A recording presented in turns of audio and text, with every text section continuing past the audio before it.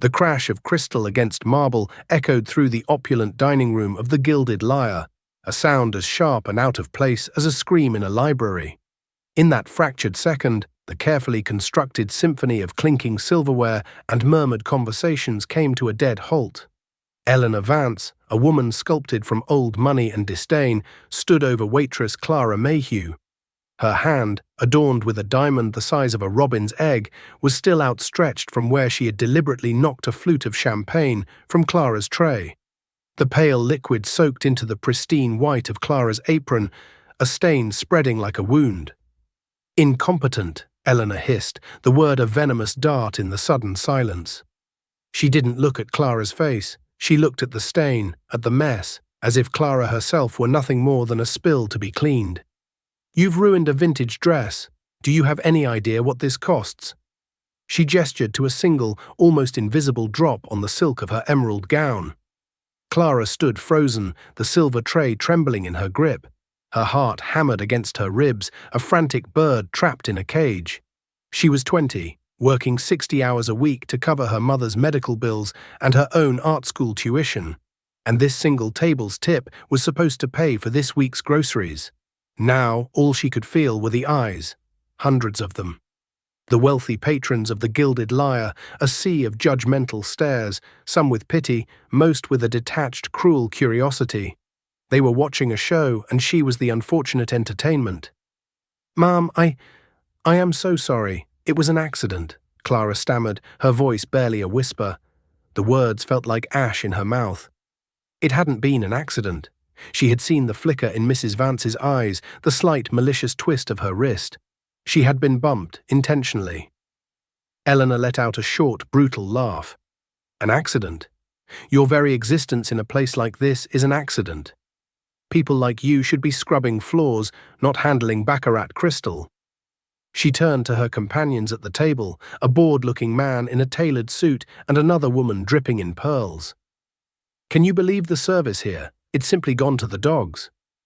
The restaurant manager, a perpetually sweating man named Mr. Dubois, scurried over, his face a mask of panicked apology. He didn't even glance at Clara. His entire focus was on Eleanor Vance, a regular whose husband practically owned half of Wall Street. "Mrs. Vance, my deepest apologies. 1,000 apologies for this disturbance." He bowed slightly, a gesture of complete subservience. Then he turned to Clara, his expression transforming into one of pure fury. His eyes, small and hard, flicked over her stained apron, her cheap but clean black shoes, her flushed face. In that single look, he saw not an employee, but a liability. "You," he snarled, his voice low but vibrating with rage, "get to the back, now. You are a disgrace." Clara's throat tightened.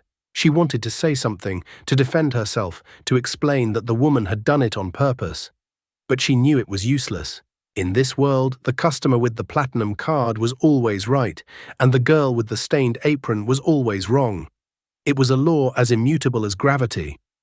As she turned to leave, her gaze swept across the dining room, a habit born of years of observation. Her mind, a strange and wonderful thing, catalogued everything automatically. The pattern on the wallpaper, the exact shade of blue in a woman's necklace 3 tables away. The nervous tick of the man sitting with Mrs. Vance, and then her eyes landed on a man sitting alone at a small table near the window. He was unremarkable at first glance. He wore a simple dark grey sweater over a collared shirt, well made but a far cry from the designer suits surrounding him. His hair was slightly disheveled, and he nursed a glass of simple club soda. Most of the staff had been ignoring him, focusing their attention on the tables that promised bigger tips. But Clara had served him earlier. She remembered his order precisely: seared scallops, no sauce, and the club soda with a single lime wedge, not a lemon. He had been polite, quiet, and his eyes missed nothing.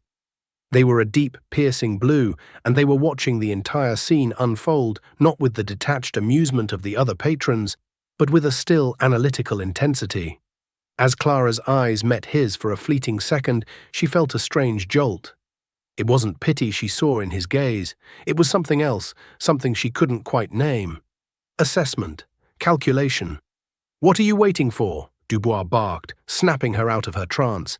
"Get out of my sight before I fire you on the spot." Clara flinched and hurried away, the weight of 100 stares burning into her back. The sound of Eleanor Vance's triumphant cutting laughter followed her all the way to the swinging kitchen doors. As she pushed through them into the chaotic clatter of the kitchen, she felt a tear of pure, hot humiliation slide down her cheek. She quickly wiped it away. She couldn't afford to cry. She could only afford to survive. But in the back of her mind, the image of the quiet man with the observant eyes lingered. A strange, unanswered question in the wreckage of her evening. Back in the cacophony of the kitchen, Clara leaned against a cool metal counter, trying to force the air back into her lungs. The smells of garlic, searing meat, and citrus hung heavy, a familiar comfort that now felt suffocating. Maria, a kind-faced cook in her 50s, placed a gentle hand on her shoulder.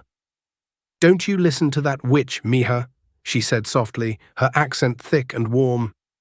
"Some people, their money eats their soul." Clara managed a weak smile. "I know. It's just—" "She did it on purpose, Maria. She looked right at me and pushed it." "Of course she did," Maria scoffed, turning back to a sizzling pan. "For them it is a sport, like hunting. They see someone who cannot fight back, and they take their shot."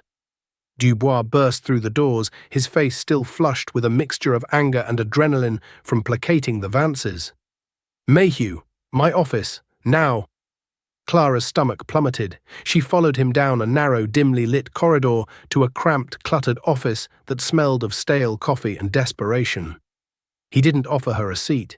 He stood behind his desk, arms crossed, a petty king surveying his broken subject. "The Vances are one of our most important clients," he began, his voice dangerously calm. "They spend more in one night than you make in 6 months. And you, with your clumsiness, have managed to insult Mrs. Vance, ruin her evening, and potentially cost this restaurant a fortune. Mr. Dubois, I swear I didn't— I don't care what you think happened," he snapped, his composure cracking. "I care about what Mrs. Vance thinks happened, and she thinks you are a clumsy, incompetent fool who has no business working here. She wants you fired." The word hung in the air, cold and final, fired. The rent, the bills, her mother's prescriptions, a slideshow of financial terror flashed before her eyes. "Mr. Dubois, please," she begged, her voice cracking. "I need this job. I'll apologize. I'll pay for the cleaning of her dress from my own wages." Dubois laughed, a short, ugly sound. "You think your pittance could cover the cost of cleaning a couture gown? Don't be ridiculous. Your employment here is finished. Clean out your locker." Desperation clawed at Clara. She thought of her sketchbook, tucked away in her locker, filled with drawings of architectural details she'd noticed around the city. She had a near-perfect memory for visual patterns, a gift that made her a meticulous observer and a budding artist. It was the one part of her life that felt truly her own, the part that wasn't defined by aprons and bills. She remembered faces, conversations, the smallest of details. Just last week, she'd sketched the intricate ironwork of a gate she'd seen downtown, recalling every leaf and scroll perfectly from memory. She'd even remembered the name on the brass plaque, Croft Enterprises. An idea, wild and reckless, sparked in her mind. "Sir, what if I could prove it? What if I could prove she was lying?" Dubois stared at her as if she'd grown a second head. "And how precisely would you do that? Do you have a secret recording? A team of witnesses who will stand up to the Vances for a waitress?" He sneered. "No, but I notice things," Clara said, her voice gaining a sliver of strength. "I remember everything. The man she was with, Mr. Sterling, he was sweating, even though the dining room is cool. He kept checking his watch, and when he thought no one was looking, he slid a small USB drive to the other woman at the table. Mrs. Vance saw it. She created the scene with the champagne right after that, to draw attention away from their table. It was a distraction." For a moment, Dubois was silent, a flicker of something, uncertainty perhaps, in his eyes. Clara's recall was legendary among the staff. She could recite a table's entire order from the night before, including every modification and substitution. But his fear of the Vances was greater than his curiosity. "That's the most pathetic, desperate story I have ever heard," he said, his voice dripping with contempt. "You're not just fired, Mayhew. You're delusional. Get out." Defeated, Clara turned and walked out of the office. The short corridor felt a mile long. The dream of art school, of a life beyond this, felt like it was dissolving into smoke. As she reached for the door back to the kitchen, it swung open. Standing there was the quiet man from the window table, Julian Croft. He looked from Clara's pale, tear-streaked face to the smug expression on Dubois' face in the office behind her. He said nothing, but his gaze was heavy, analytical. "Can I help you, sir?" Dubois asked, his tone shifting instantly to one of oily deference as he noticed the customer. "I was just looking for the restroom," the man said, his voice calm and even. But his eyes were on Clara. They held hers for a moment longer than was comfortable, and she had the unnerving feeling that he had heard every word of her exchange with Dubois. He gave a slight, almost imperceptible nod, and then walked past her down the hall. Clara pushed through the door into the kitchen, her body numb. It was over. She walked to her locker, her movements slow and robotic. She gathered her few belongings, her worn-out purse, her sketchbook, a faded photo of her mother. As she closed the metal door for the last time, she felt a profound emptiness. She hadn't just lost a job. She had lost a battle in a war she was never equipped to fight. She was invisible, disposable. And the powerful, like Eleanor Vance, would always win. She walked out the back alley door, not wanting to face the dining room again. The cold night air hit her like a slap. The city lights seemed to mock her, a dazzling spectacle of a world she could see but never touch. She didn't know it yet, but her observation about the USB drive, the detail she had plucked from her memory in a moment of desperation, was not just a random fact. It was a key. And it was about to unlock a door into a world far more dangerous and powerful than she could ever have imagined. The quiet man in the grey sweater was not just looking for the restroom. He was looking for an advantage. And Clara, without realizing it, may have just handed it to him. The alley behind the Gilded Lyre was a world away from its gilded front. It smelled of grease, discarded food, and damp concrete. Clara leaned against the rough brick wall, the chill seeping through her thin uniform blouse. The finality of it all was beginning to set in, a cold, heavy stone in the pit of her stomach. She opened her sketchbook, her fingers tracing the charcoal lines of a bridge she'd drawn. This was her escape, her sanity. And now she'd have more time for it, she thought with a bitter, humorless pang. More time, but no money for supplies or rent or anything else. Footsteps echoed from the end of the alley. Clara tensed, pulling her purse closer. A figure emerged from the shadows, stepping into the dim yellow glow of the service light. It was him. The quiet man. Julian Croft. He stopped a few feet away, his hands in the pockets of his trousers. He didn't look threatening, but his presence was intense, focused. "They fired you," he stated. It wasn't a question. Clara just nodded, her throat too tight to form words. She clutched her sketchbook to her chest like a shield. "My name is Julian," he said, his voice low and steady. "I overheard what you said to your manager about the USB drive." Clara's heart skipped a beat. She'd been right. He had heard. It was just a desperate guess, she lied, suddenly afraid. What had she stumbled into? Julian took a step closer. His eyes were sharp, missing nothing. "No, it wasn't. You described it perfectly. Tell me again, everything you saw at that table. Don't leave out a single detail." There was a strange authority in his voice, a command that went far beyond that of a typical diner. It was the tone of a man accustomed to being obeyed.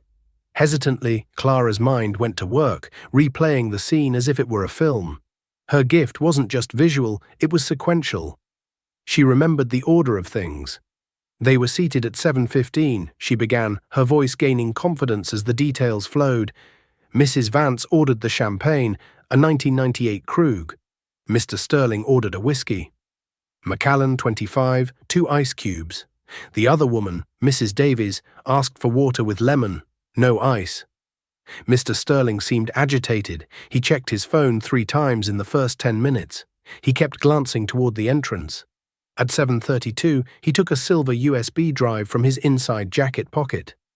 It had a small eagle insignia etched on it. He slid it under the table to Mrs. Davies. Mrs. Vance saw the exchange.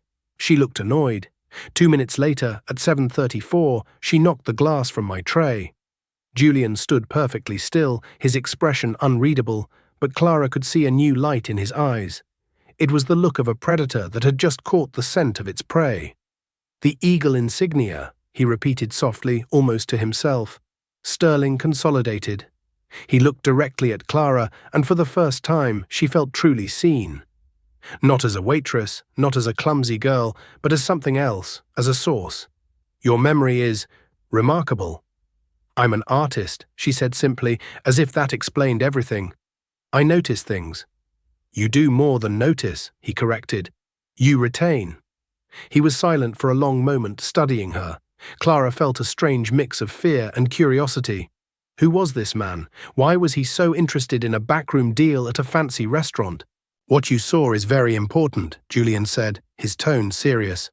"Robert Sterling is involved in a corporate espionage case. That USB drive likely contains stolen proprietary data. Data that is worth millions." Clara felt a wave of nausea. She hadn't just witnessed a petty act of cruelty, she'd stumbled into the middle of a high-stakes crime. "Mrs. Vance's little scene," Julian continued, a hint of cold anger in his voice, "wasn't just to be cruel to you. It was a calculated move to ensure that if anyone was watching, their attention would be on the humiliated waitress, not the quiet exchange of stolen information. You were a tool, a disposable diversion." The truth of his words hit her with the force of a physical blow. All her humiliation, her firing. It was just collateral damage in a game she didn't even know was being played. "I need you to do something for me," Julian said, his voice dropping lower. "I need you to come back inside." Clara stared at him. "Back inside? They just fired me. Mr. Dubois would call security." "Mr. Dubois is about to have a much bigger problem than you," Julian said, a grim smile touching his lips. "I need you to point out Robert Sterling and Mrs. Davies to my security team. They're waiting across the street.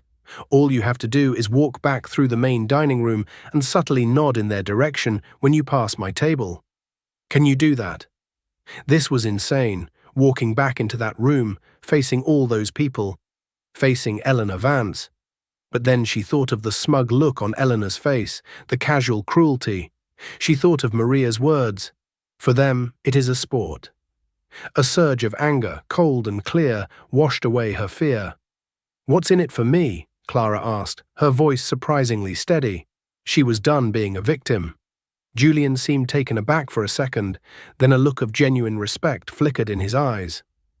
"Fair question. First, I will ensure you are compensated for tonight's lost wages and the unjust termination. Let's say $5,000. Clara's breath hitched. That was more than 2 months' salary. "Second," he continued, "if your information leads to the recovery of that data, I will offer you a job. Not as a waitress, as an analyst. Your skills of observation are rare. My company could use someone like you.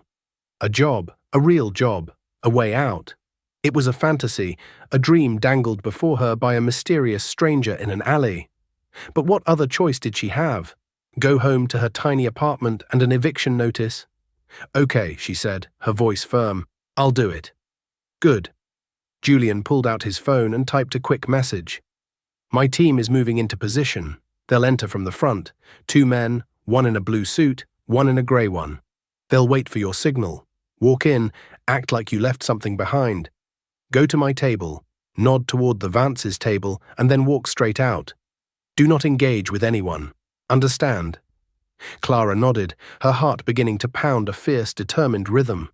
"One more thing," Julian said, his gaze locking onto hers. "Be careful. These people are not just arrogant, they are dangerous."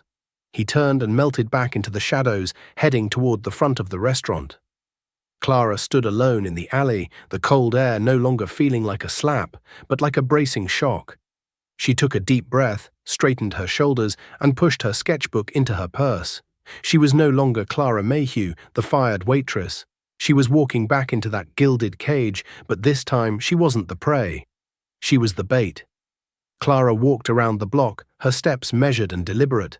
The grand entrance of the Gilded Lyre loomed before her, its polished brass doors gleaming under the warm lights. Inside, the world was exactly as she had left it, a bubble of insulated wealth and privilege. Taking another steadying breath, she pushed the door open. The maître d' looked up, his expression shifting from practiced charm to annoyance as he recognized her. "I thought you were told to leave." "I left my keys," Clara said, her voice cool and even, surprising herself. She didn't wait for a response, simply walked past him into the main dining room. The hum of conversation immediately faltered as heads turned. She could feel the stares, the whispers rippling through the room like a contagion. Isn't that the girl who was fired? The nerve of her coming back in. She kept her eyes fixed forward, her gaze sweeping over the tables until she found him. Julian was back at his table by the window, sipping his club soda as if nothing had happened. Near the entrance, she spotted them. Two men, one in a sharp blue suit, the other in grey, both with the unmistakable coiled stillness of professional security. They were pretending to study the menu, but their eyes were alert, waiting. Clara began her walk, a slow, purposeful path that would take her directly past Julian's table and give her a clear line of sight to the Vances. Her heart was a drum against her ribs. Each step felt like a mile. She could feel Eleanor Vance's glare like a physical heat on her skin. She saw Eleanor lean over and whisper something to Mr. Sterling, a malicious smirk on her face. Sterling looked up at Clara, his expression one of pure contempt. They thought she was back to beg, to make a scene. They saw her as pathetic. The thought fueled her resolve. She was 10 feet from Julian's table, 5 feet. She allowed her gaze to drift naturally toward the Vance party. Sterling was there, looking smug. Mrs. Davies was clutching her purse in her lap, the purse that now held the eagle-crested USB drive. And Eleanor Vance was watching Clara with the triumphant cruelty of a cat tormenting a mouse. Clara reached Julian's table. As she passed, she gave the slightest, most subtle nod in the direction of the Vances. It was a gesture so small that anyone not looking for it would have missed it completely. The man in the blue suit immediately folded his menu. The man in grey pushed his chair back. They began to move. But something went wrong. As Clara continued toward the exit, her path was suddenly blocked. Mr. Dubois stood before her, his face purple with rage. "I told you to get out," he seethed, grabbing her arm. His grip was surprisingly strong. "Security!" Eleanor Vance stood up, her voice ringing out across the silent dining room. "She's back. I knew it. She's probably a thief. Check her purse. I'm missing a diamond earring." Panic, cold and sharp, seized Clara. This wasn't part of the plan. The accusation was absurd, but in this room, it was a death sentence. A collective gasp went through the patrons. A thief. It confirmed all their worst assumptions about the little waitress. "That's a lie," Clara cried, trying to pull her arm free from Dubois' grip. "Let's just see about that," Dubois snarled, reaching for her purse. Suddenly, a voice, calm and laced with ice, cut through the chaos. "Take your hand off her." Every head turned. Julian Croft was on his feet. He hadn't raised his voice, but the quiet command in it silenced the entire room. He walked toward them, his movements unhurried, yet radiating an aura of absolute power that made Mr. Dubois instinctively loosen his grip. "And who are you?" Eleanor sneered, looking him up and down, dismissing his simple sweater and quiet demeanor. Her knight in shining armor, "Don't tell me you're defending this piece of trash." Julian stopped directly in front of Eleanor, his blue eyes cold as a winter sea. He ignored her completely, his attention fixed on Mr. Dubois. "I am the man who was sitting at table 12, he said, his voice dangerously soft. "The table your staff ignored for 20 minutes. The man who watched this woman," he gestured to Clara, "perform her job with more grace and professionalism than anyone else in this establishment. And the man who also watched you, Mrs. Vance, deliberately cause her to spill that drink." A tremor of shock went through the room. Eleanor's face went from smug to outraged. "How dare you? That is a slanderous accusation." "Is it?" Julian replied, his voice still quiet, yet it carried to every corner of the room. "I find it's only slander if it isn't true." He then turned his gaze to Robert Sterling. "And you, Mr. Sterling, you seem to have dropped something." At that moment, the two men in suits arrived. They didn't approach aggressively. They simply flanked Sterling and Mrs. Davies, their presence a silent, immovable wall. Sterling's face drained of all color. Mrs. Davies let out a small, terrified squeak. "I don't know what you're talking about," Sterling stammered. "I believe you do," Julian said. "It has a small eagle insignia on it. From your former employer, Sterling Consolidated, the one you were fired from last month for attempting to steal trade secrets." The pieces clicked into place with an audible gasp from several onlookers. The man wasn't just defending a waitress, he was exposing a crime. Eleanor Vance, realizing her diversion had backfired spectacularly, tried to regain control. "This is absurd. Dubois, call the police. Have this man and this thieving girl arrested immediately." Mr. Dubois, utterly bewildered and terrified, fumbled for his phone. "That's an excellent idea, Dubois," Julian said with a chilling smile. "Call them. I'm sure the NYPD's Corporate Crime Division would be very interested in the contents of Mrs. Davies's handbag. And while you're at it," his eyes locked onto Eleanor's, "you might want to call your husband. Tell him that Julian Croft sends his regards." The name landed in the silent room like a bomb. Julian Croft, not just any name. The Julian Croft, the reclusive, media-shy billionaire CEO of Croft Enterprises, a man whose net worth was rumored to exceed that of everyone else in the room combined. The man whose company was in the final stages of a hostile takeover of Sterling Consolidated. Eleanor Vance froze, her mouth slightly agape. The color drained from her face, leaving a pasty grey mask of horror. She stared at the man in the simple grey sweater, the man she had dismissed as a nobody, and saw him for who he was. Mr. Dubois' phone slipped from his trembling fingers and clattered to the floor. His entire world had just collapsed. Clara stood in the middle of it all, her heart pounding not with fear, but with a dizzying, terrifying sense of vindication. The quiet man wasn't just a customer. He wasn't just a witness. He was the king of the entire board, and he had just flipped the table. The silence in the Gilded Lyre was absolute, a thick, suffocating blanket of shock. The patrons, who moments before had been whispering condemnations about Clara, now stared at Julian Croft with a mixture of awe and terror. They had been watching a public shaming, and in a stunning reversal, the roles of judge and judged had been violently inverted. Eleanor Vance looked as though she had been turned to stone. The name, Julian Croft, reverberated in the air, dismantling her entire reality piece by piece. Her husband's company had been desperately trying to secure a partnership with Croft Enterprises for over a year. She herself had chaired a charity gala, hoping to get a moment of his time, never knowing what he looked like due to his infamous aversion to publicity. And she had just publicly called him a liar and his associate a piece of trash. Robert Sterling, meanwhile, had gone from pale to a ghastly shade of white. The men in suits stood impassively beside him, their presence a quiet promise of inevitable consequences. Mrs. Davies began to sob quietly, clutching her purse to her chest as if it contained a venomous snake. Julian Croft's gaze swept from Eleanor to the trembling manager. "Mr. Dubois," he said, his voice returning to a calm, almost conversational tone that was somehow more terrifying than shouting. "You have a choice. You can hand over the security footage from the last hour, which will clearly show Mrs. Vance assaulting your employee and Mr. Sterling engaging in a criminal transaction. Or my legal team can get a subpoena, and in addition to firing you, the new owners of this restaurant will sue you personally for gross negligence and conspiracy to obstruct justice." "New owners?" Dubois squeaked, his voice cracking. Julian gave a slight, indifferent shrug.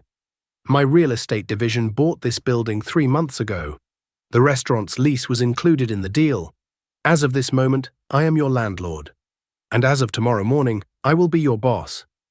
Or rather," he corrected himself with surgical precision, "your former boss." Dubois looked like he was going to faint.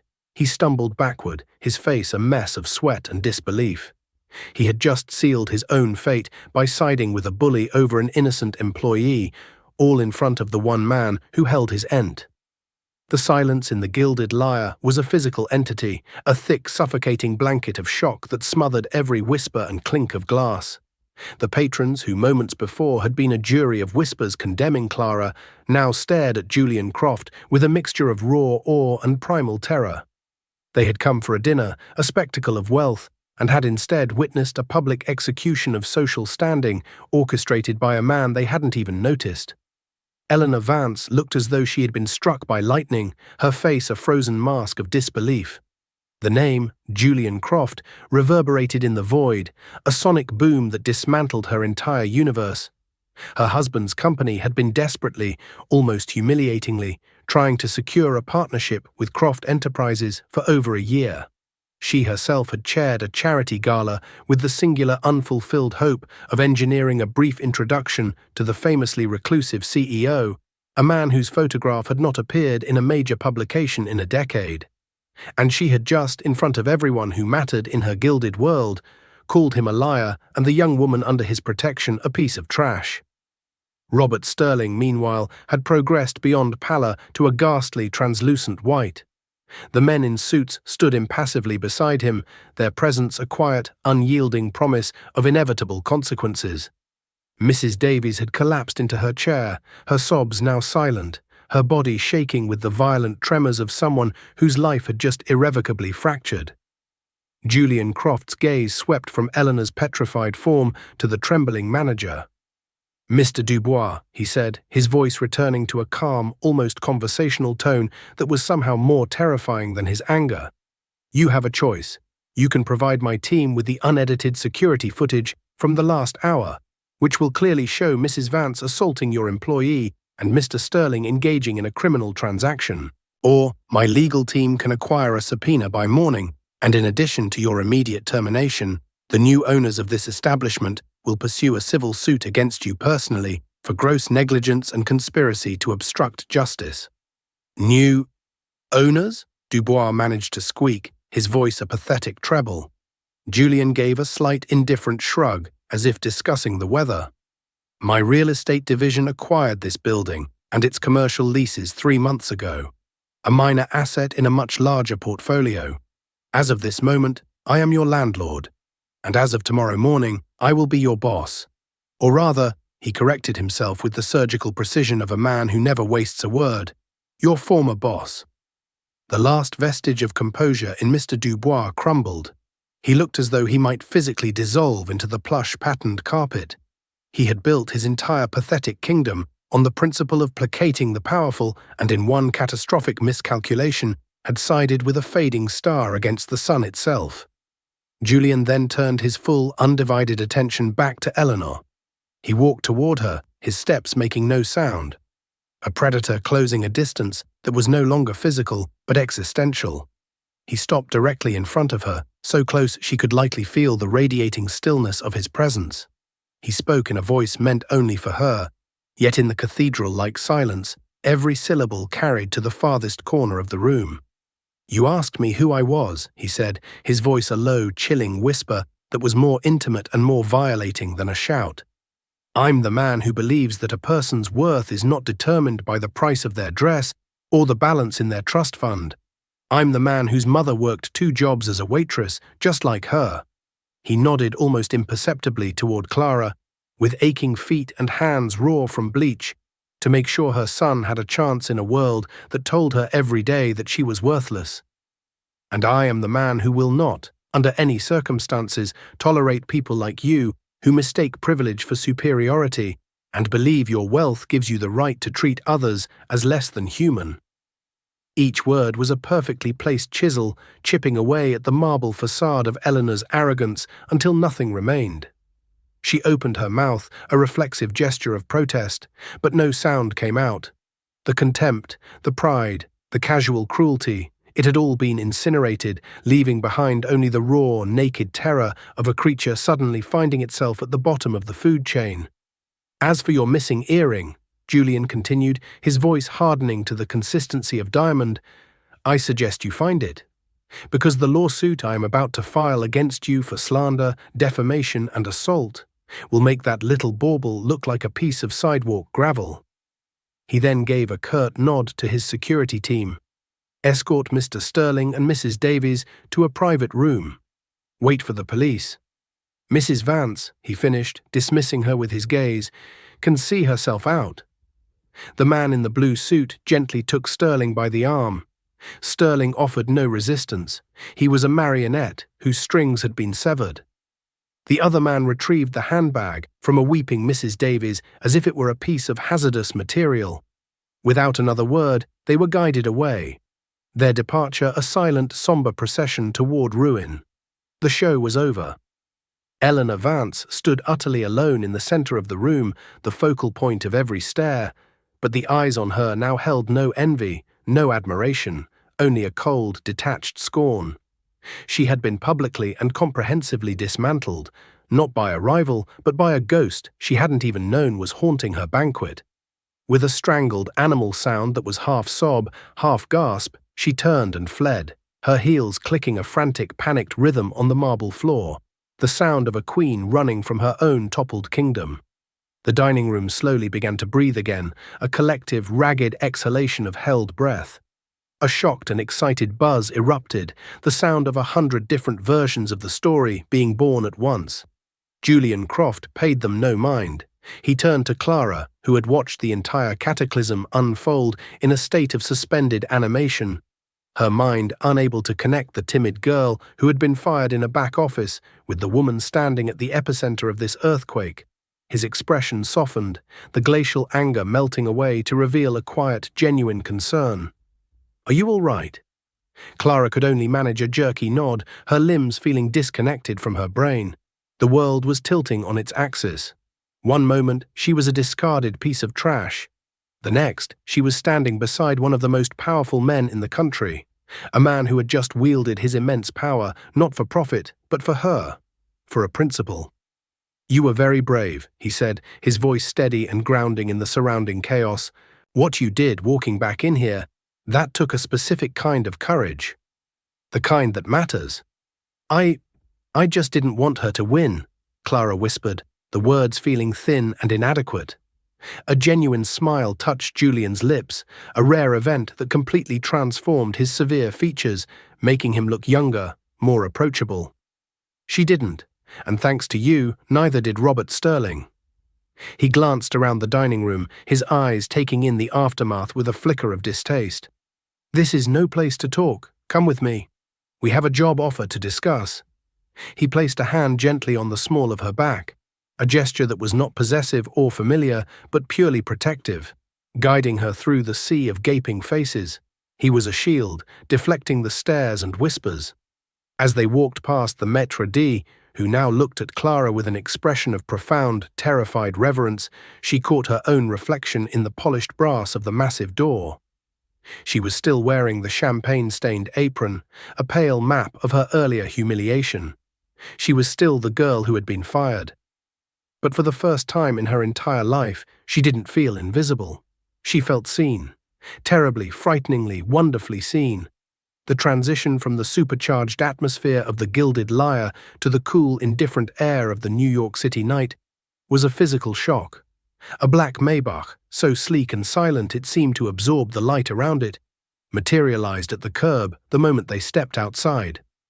A driver in a crisp, dark suit held the rear door open. The interior was a sanctuary of soft, cream-colored leather and hushed quiet, a sensory deprivation chamber that sealed off the city's cacophony. It was a world away from the grease-scented alley where their impossible conversation had begun less than an hour ago. Clara sank into the plush seat, feeling as out of place as a sparrow in an eagle's nest. She clutched her worn sketchbook and cheap purse in her lap, acutely aware of her stained apron and the faint institutional smell of the restaurant clinging to her clothes. Beside her, Julian Croft seemed to exhale for the first time. He loosened his tie slightly and settled back into the leather, the immense tension he had carried in the restaurant draining away, leaving behind a quiet weariness. He was already on his phone, but his voice was different now. No longer the weapon it had been inside, but a low, efficient murmur of command. "Yes, have the NYPD meet my team in the restaurant's back office. I want Sterling and Davies processed discreetly. No, Marcus, no press statements yet. We control the narrative. I'll dictate it myself in the morning. And get our legal department to draft the preliminary complaint against Eleanor Vance. I want it on her husband's desk by 9 a.m. Make the damages astronomical. We'll donate it all to a charity for service workers." He listened for a moment, his eyes closed. "Thank you, Marcus." He ended the call and the silence returned, thick and expectant. He turned his full attention to Clara, and the sheer force of his focus made her feel pinned to the seat. "I apologize for the chaos. It escalated more than I anticipated." "You don't have to apologize," Clara said, her voice barely a whisper. I don't know what to say. You saved me." "You saved yourself," he countered, his expression unyieldingly serious. "You had the courage to walk back into that room of wolves, and your memory, your power of observation, that was the key that unlocked the entire situation. I just turned the lock." He leaned back, his head resting against the cool window as the city lights painted fleeting patterns across his face. "That offer I made in the alley. It wasn't hyperbole, it was a preliminary interview, and you passed. I want to hire you, Clara Mayhew. I meant what I said. A mind like yours is a rare and valuable asset." Clara's heart, which had been hammering a frantic rhythm of fear and adrenaline, now began to beat with a nervous hope so fierce it was almost painful. "A job? As an analyst?" "Mr. Croft, I don't have a degree. I've only ever worked in restaurants, in coffee shops." "Some skills can't be quantified by a university transcript," Julian said, his gaze unwavering. "The ability to see what others miss, to recall granular details with perfect clarity, to construct a narrative from disconnected observations. In my world, that is more valuable than an MBA from Harvard. My company deals with acquisitions, mergers, risk assessment. We spend billions on data, but raw data is useless. It's just noise. We need people who can find the signal in the noise, people who can spot the lie hidden in a spreadsheet, the hesitation in a video conference, the significance of a silver USB drive passed under a table. That's what you did tonight. You saw the lie." He described the role with a startling clarity. She would start in the Corporate Security and Intelligence Division, a team he personally oversaw. Her job would be to analyze reports, surveillance photos, financial documents, interview transcripts, looking for the kinds of minute inconsistencies and hidden patterns that machines and even seasoned professionals often missed. It sounded like something from a spy movie. It felt utterly terrifyingly impossible. I don't know if I could do that," she confessed, the weight of her own inadequacy pressing down on her. "I know you can," Julian said with a finality that left no room for argument. "I am a good judge of talent. It's the only skill that truly matters in my position. It's how I built my company from nothing." He paused, letting his words sink in. The starting salary would be $95,000 a year. Full medical and dental benefits. And, he added, as if it were an afterthought, "We would, of course, cover the full tuition for your fine arts degree, should you still wish to pursue it. Your artistic eye is part of what makes your analytical skills so sharp. It should be nurtured." The air left Clara's lungs in a silent rush. $95,000, tuition. It wasn't just a job offer, it was a rescue. It was a door swinging open, not just into another room, but into another dimension, a future she had never, not even in her wildest dreams, dared to imagine for herself. Tears, hot and sudden, welled in her eyes, but this time they weren't tears of humiliation or despair. They were tears of a fragile, terrifying, overwhelming hope. "Why?" she whispered, the question tearing itself from her throat. "Why would you do all of this for a complete stranger?" Julian was silent for a long moment, his gaze fixed on the blurred river of city lights flowing past the window.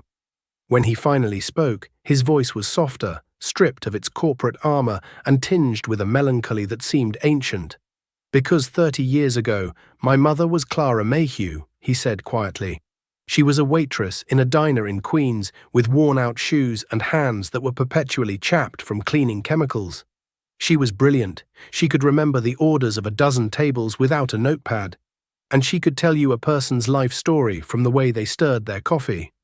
But the world only ever saw her apron. People dismissed her, they insulted her. They treated her like she was part of the furniture. She died of an aneurysm at 45, brought on by stress and exhaustion, before she ever got the chance to show the world, or even herself, who she really was." He turned back to face Clara, and in the depths of his piercing blue eyes, she saw the profound, unhealed wound of that memory. "When I saw Eleanor Vance treat you that way, I wasn't just seeing a bully and a victim. I was seeing a ghost. I have more money than 10 generations of my family could ever spend, but none of it can buy back a single day of my mother's life. What I can do, he said, his voice regaining its quiet firmness, is invest in someone else's future. Someone who reminds me that talent and worth have nothing to do with the circumstances of your birth. The Maybach glided to a stop in front of a modest pre-war walk-up in a less fashionable part of Brooklyn. It was Clara's home. The juxtaposition of the six-figure vehicle against the backdrop of her crumbling stoop was so absurd it felt like a scene from a dream. "You don't have to decide tonight," Julian said, his tone shifting back to business. "My executive assistant, Marcus, will contact you tomorrow with a formal written offer and all the relevant paperwork. Take your time. Think about it." The driver opened her door. As Clara stepped out onto the familiar cracked pavement of her own street, the cold night air a bracing shock of reality, she turned back. "Thank you, Mr. Croft." "Julian," he corrected her, and for the second time that night he offered that rare, transformative smile. "Good night, Clara." The car pulled away, its engine a barely audible hum, and disappeared into the flow of city traffic, leaving Clara standing on the sidewalk under the flickering orange glow of a streetlight. The night felt utterly surreal, a hallucination from which she was sure she would soon awake in her lumpy bed. The smell of burnt toast from her neighbor's kitchen, her only reality. She walked up the 3 flights of creaking stairs to her apartment, her mind a dizzying whirlwind of champagne, diamonds, USB drives, and a life-altering offer from a billionaire ghost hunter. When she opened the door, the familiar scent of turpentine and old paper greeted her. The apartment was tiny, the furniture second-hand and sagging, but it was her sanctuary. She dropped her purse on the small, cluttered kitchen table. The sketchbook inside felt heavier now, no longer just a collection of drawings, but a portfolio, a testament to the skill that had just changed her life. She looked at her own hands. They were a waitress's hands, with small nicks on the knuckles and calluses on the pads of her fingers. But tonight they had done more than carry trays and polish silverware. They had held onto her dignity. Her mind, the strange and wonderful mind she had always used to escape her reality through her art, had become her weapon and her salvation. The next morning would bring a formal offer, a decision, a new and terrifying path. There would be challenges, doubts, and a world of corporate intrigue she knew nothing about. It was paralyzing to consider. But as she stood in her small, humble apartment, the city humming a million stories below her window, Clara walked over to her locker room clothes, still draped over a chair. She slowly, deliberately untied the knot of the stained apron. She held it for a moment, the fabric damp and cool against her skin. It was a symbol of servitude, of invisibility, of humiliation. She folded it neatly, not out of reverence, but as a final formal act of closure. Then she walked to the small kitchen bin and dropped it inside. Her life as a waitress was over. A new chapter, one whose pages were terrifyingly blank, was waiting. And she, Clara Mayhew, was the one who would have to draw it herself.